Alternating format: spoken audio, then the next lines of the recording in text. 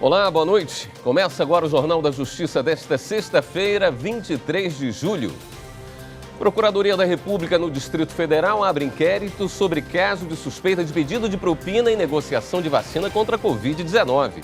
Investigação vai apurar se o ex-diretor de logística do Ministério da Saúde, Roberto Dias, e outras pessoas cometeram improbidade administrativa. Esse é um dos destaques da edição de hoje. Você vai ver também. Ministério Público Federal e Defensoria Pública da União entram com ação civil pública por supostas declarações racistas do presidente Jair Bolsonaro. Superior Tribunal de Justiça nega pedido de liberdade de suspeito de participar de mega assalto a banco em Santa Catarina. A afirmação de que a apuração das eleições seja feita de forma secreta por servidores do TSE é falsa.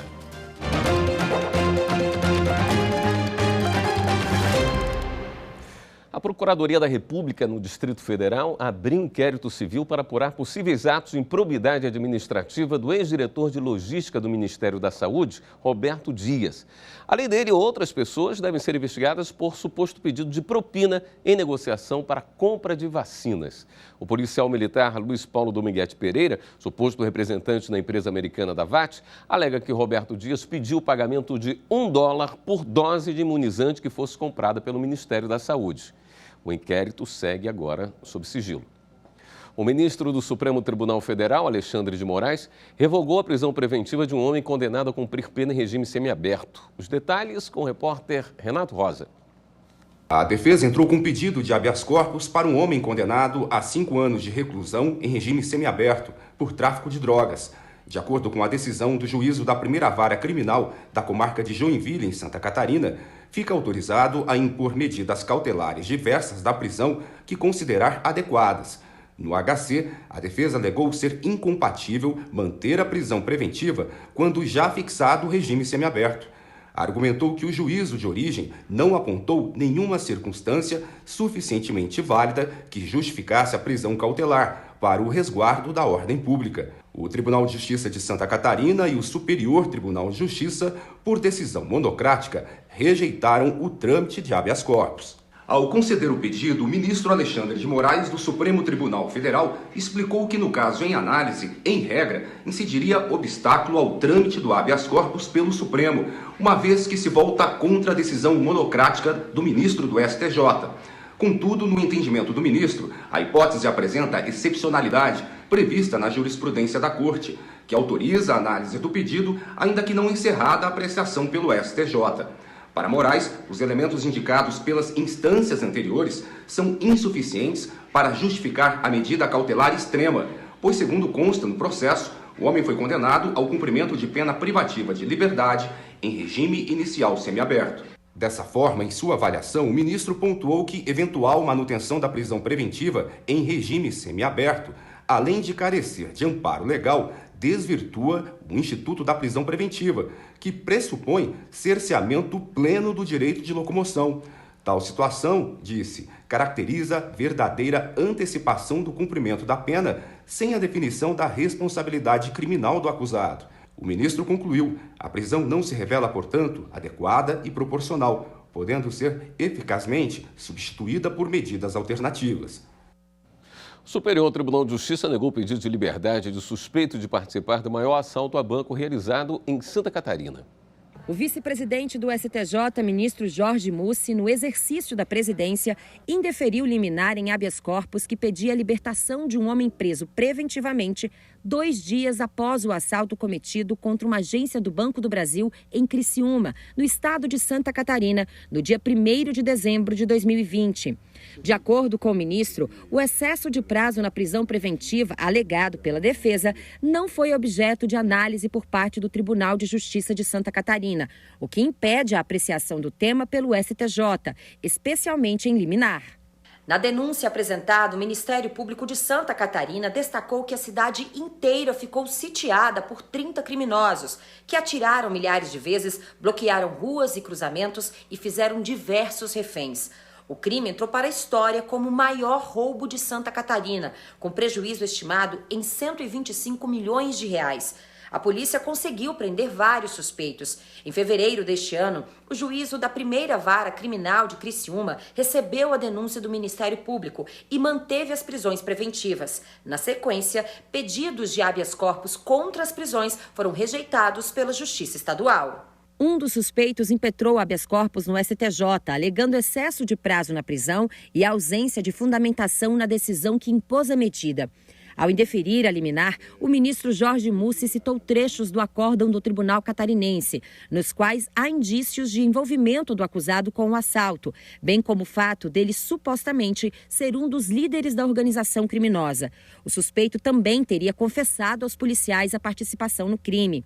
Para o vice-presidente do STJ, isso demonstra que não há flagrante ilegalidade na decisão que manteve a prisão.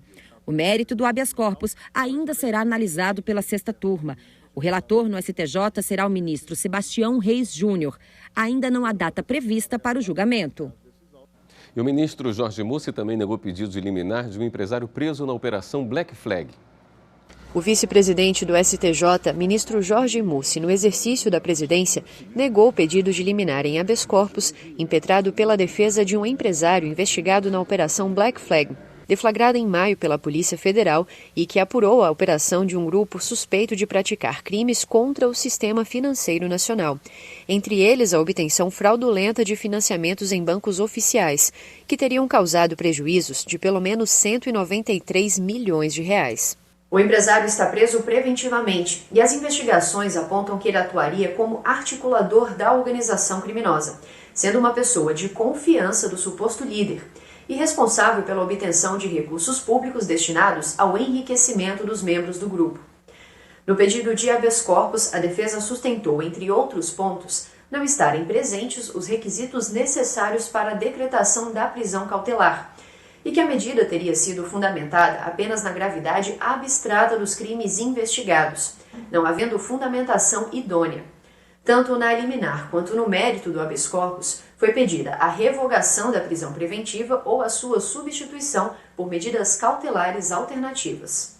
Mas o ministro Jorge Mussi entendeu que a defesa também não demonstrou que tenha havido flagrante ilegalidade na decisão do Tribunal Regional Federal da Terceira Região, que manteve a prisão. Ao indeferir a liminar, o ministro observou que a preventiva foi decretada com base em indícios suficientes acerca da materialidade e da autoria dos crimes. Um deles é a menção de que o empresário, sócio de firmas ligadas à organização criminosa e atuante nas empreitadas do grupo, residia em um dos apartamentos de alto padrão comprados em nome de uma pessoa jurídica utilizada para blindagem patrimonial. O ministro abriu vista para o parecer do Ministério Público Federal e o mérito do pedido de habeas corpus será analisado pela quinta turma. E a gente termina nessa sexta a retrospectiva de julgamentos do STF no primeiro semestre deste ano. Hoje, a consultora jurídica Hanna Gomes fala sobre o julgamento que declarou a inconstitucionalidade de 2 dispositivos da Lei do Mandado de Segurança. Encerrando a retrospectiva dos julgamentos do plenário do Supremo Tribunal Federal no primeiro semestre de 2021, hoje vamos falar sobre o julgamento de uma ação direta de inconstitucionalidade apresentada contra dispositivos da Lei de Mandado de Segurança. O mandado de segurança é um mecanismo constitucional de proteção individual ou coletiva para pessoas físicas e pessoas jurídicas contra atos ilegais ou arbitrários do próprio poder público. Uma lei de 2009 alterou as condições para a propositura e para o julgamento dos mandados de segurança individuais ou coletivos.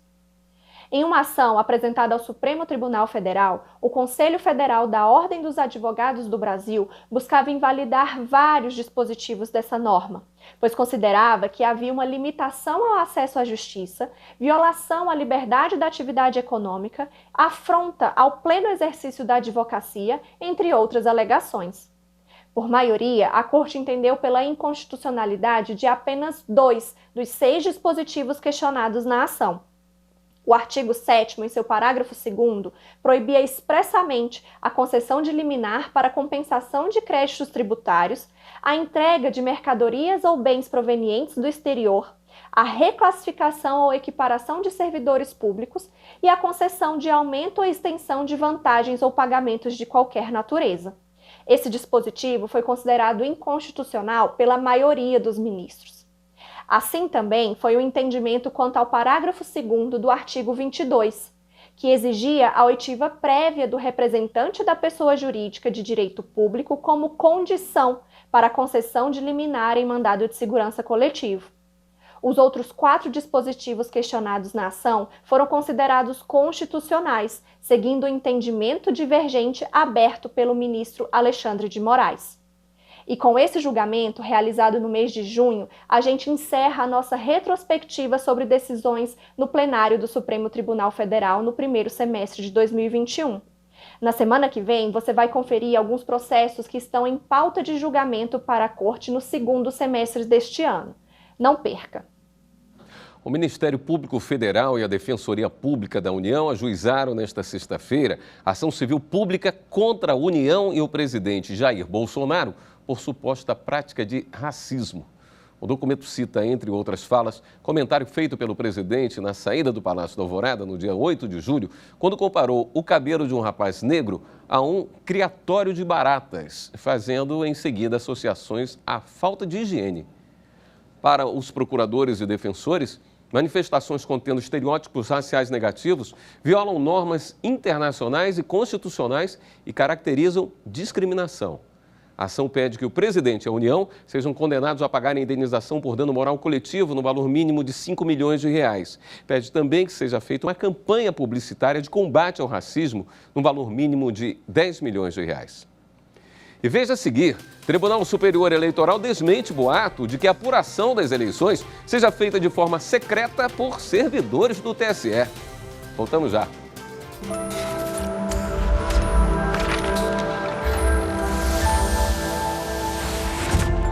A Constituição Federal de 1988 é absolutamente fundamental para o fortalecimento do direito do trabalho no Brasil. Não só porque ela amplia significativamente o conjunto de direitos dos trabalhadores em relação ao texto constitucional anterior, de 1967, mas também porque ela trata da matéria no capítulo dos direitos sociais, no título dos direitos e garantias fundamentais, o que evidencia o zelo do legislador constituinte no tratamento desse tema.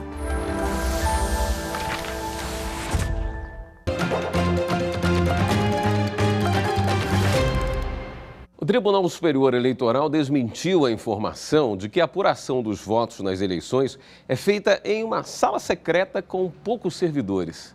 A notícia falsa circulou esta semana. O TSE explica que no dia da eleição, assim que a votação é encerrada, cada urna eletrônica emite o chamado boletim de urna, um documento de papel com todos os votos registrados no equipamento e que é colado na porta da sessão. Os partidos também recebem uma cópia. Depois disso, os dados eletrônicos da urna são enviados ao TSE para uma rede criptografada que não é ligada à internet. Primeiro é feita a checagem da autenticidade e integridade dos dados transmitidos. Só depois eles são somados em um supercomputador que também não é ligado à internet. Tudo de forma clara e transparente.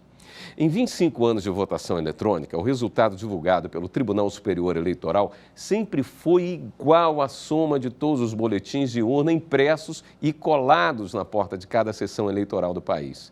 Vale lembrar que os partidos e entidades fiscalizadoras podem pedir todos os arquivos das urnas e o banco de dados da totalização. E que a urna eletrônica tem 9 formas diferentes de auditoria. E para conferir outras checagens do TSE sobre notícias falsas, você pode acessar a página justiçaeleitoral.jus.br/fato ou boato.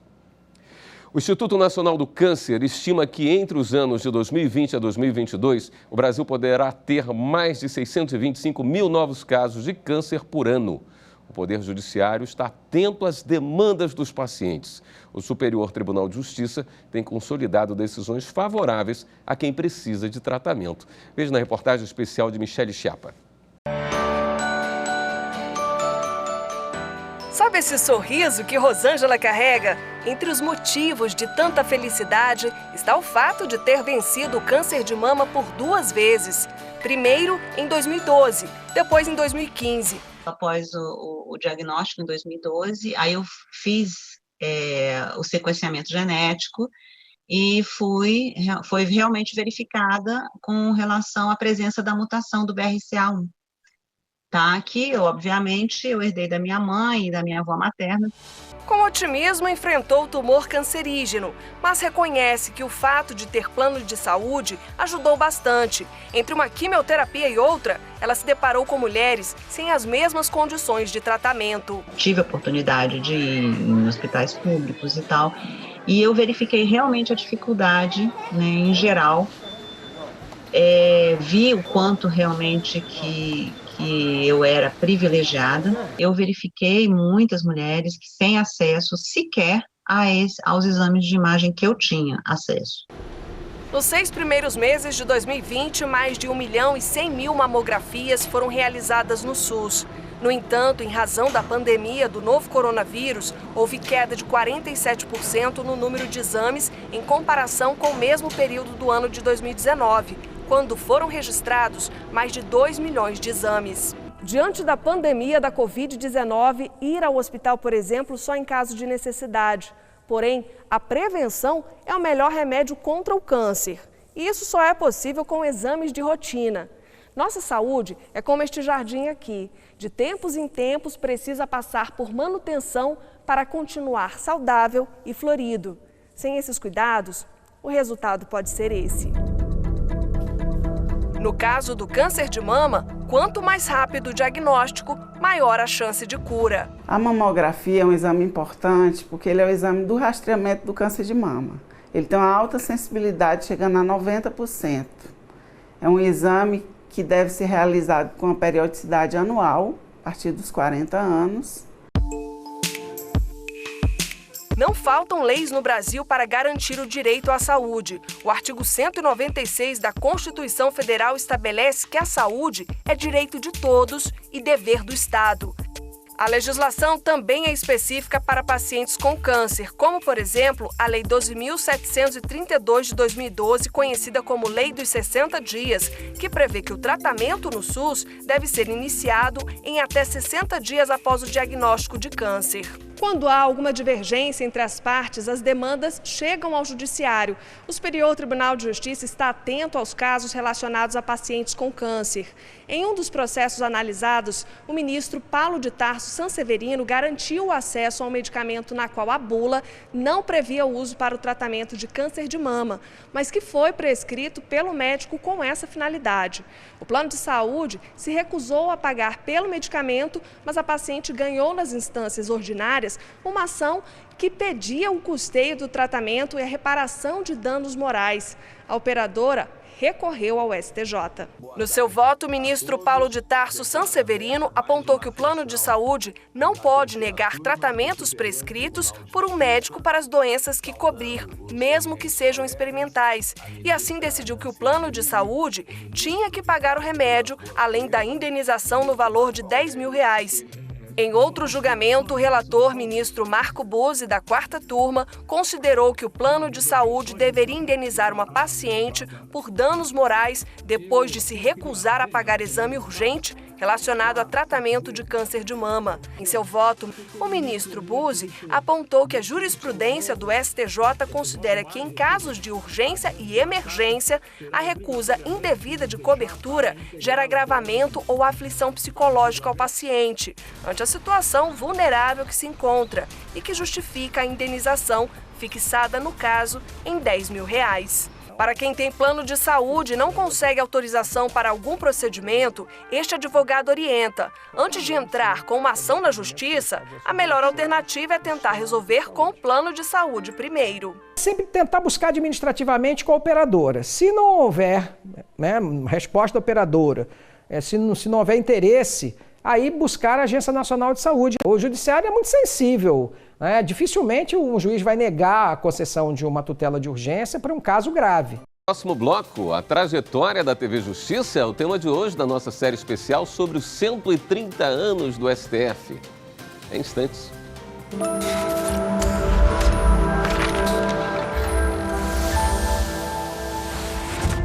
Uma das principais características da nossa Constituição de 88 é a cristalização de direitos e deveres esculpida no artigo 5º. Temos uma escolha constitucional de reforçar os direitos fundamentais, Não é à toa que o nosso rol do artigo 5º é tão extenso. Deixamos de lado um passado ditatorial e firmamos a vocação dessa Constituição cidadã.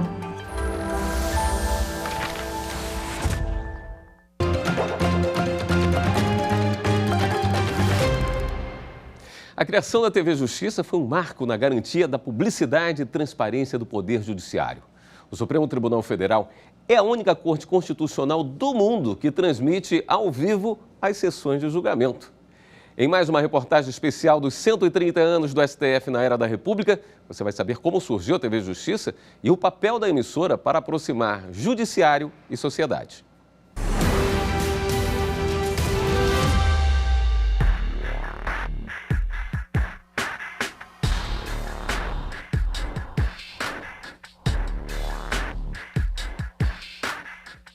Foi muito gratificante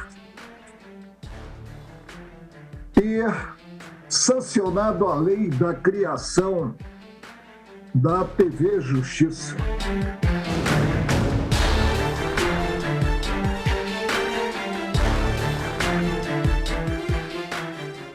De agosto de 2002, a TV Justiça começa a funcionar levando conteúdo e informação sobre o judiciário para todo o país, com a supervisão da Secretaria de Comunicação do STF. O objetivo é informar sobre direitos e deveres dos cidadãos e tornar transparentes as ações e decisões da Justiça. Uma missão que desde o início exige muito trabalho e dedicação.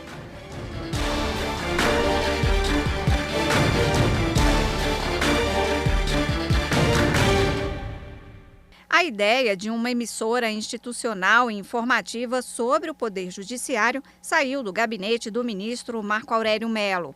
Ele era presidente do STF no biênio 2001-2003 e assumiu também a presidência da República por 5 vezes, substituindo Fernando Henrique Cardoso. E foi numa dessas oportunidades que nasceu a TV Justiça.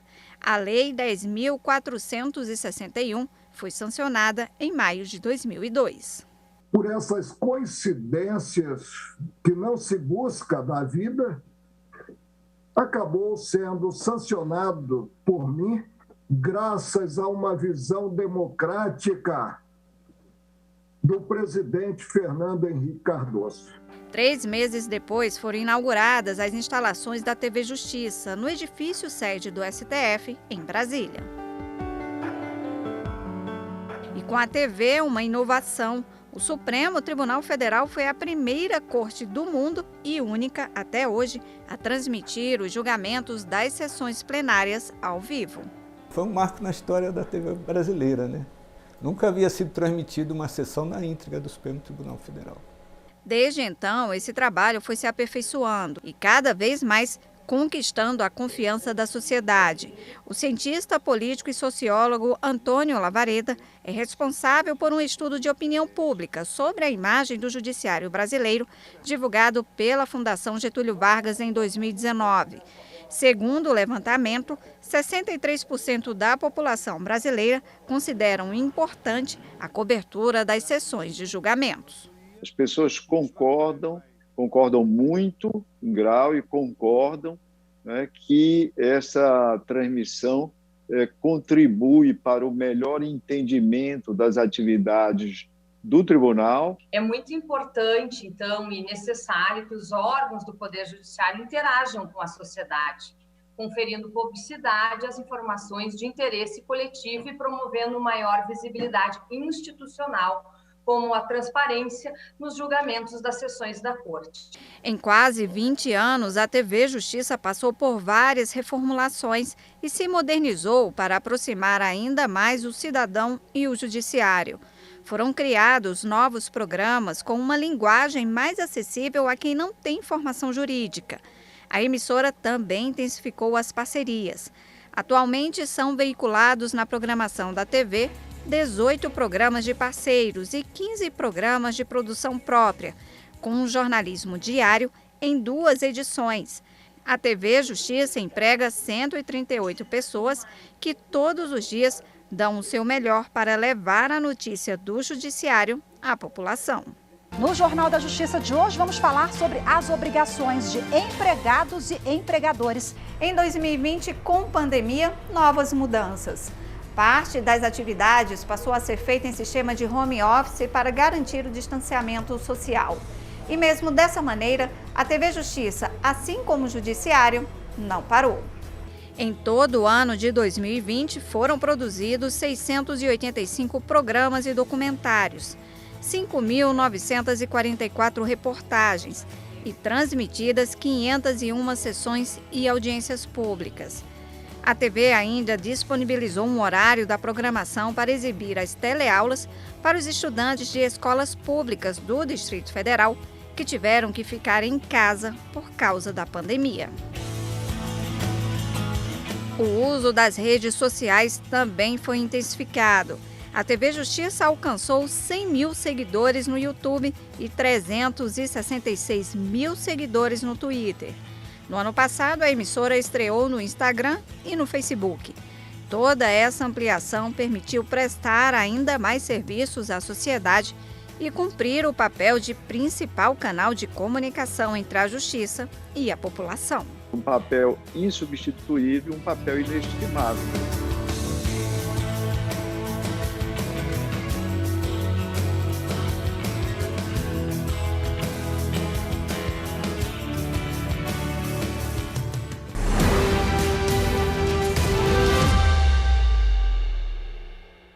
E o Jornal da Justiça fica por aqui. Uma boa noite para você, um ótimo fim de semana. Até segunda.